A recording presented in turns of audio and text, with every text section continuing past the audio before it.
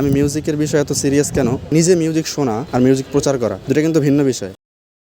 আসসালামু আলাইকুম। কিছু ভাইয়েরা মেসেজ দিয়েছিলেন যে আমি মিউজিকের বিষয়ে এত সিরিয়াস কেন?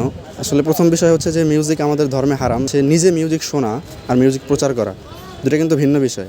নিজে মিউজিক শোনেন, এটা অতটা সমস্যা না, কারণ তওবা করলে হয়তো আল্লাহ মাফ করে দেবেন। কিন্তু মিউজিক প্রচার করা, আপনি যে ভিডিওতে মিউজিক ইউজ করছেন, অনেক মানুষ দেখছে ভিডিও, হয়তো অ্যাড চালানো হবে ভিডিওতে, যারা যারা দেখছে সবার গুনাহের একটা অংশ কিন্তু আপনি পাচ্ছেন। তো এটা কিন্তু গুনাহের জারি এক টাইপের। আপনি ধরেন মৃত্যুবরণ করলেন, কিন্তু মৃত্যুর পর আপনি গুনাহটা কিন্তু কবরে ডেলিভারি হচ্ছে। তো এটা খুবই সেন্সিটিভ বিষয়। যারা আমরা দিন প্র্যাকটিস করি তাদের কিন্তু অনেক সচেতন থাকা দরকার এই বিষয়ে। তো আমি নিজেও এই বিষয়ে সিরিয়াস হওয়ার চেষ্টা করছি, আল্লাহ যতটুকু সামর্থ্য দেয় ইনশাল্লাহ।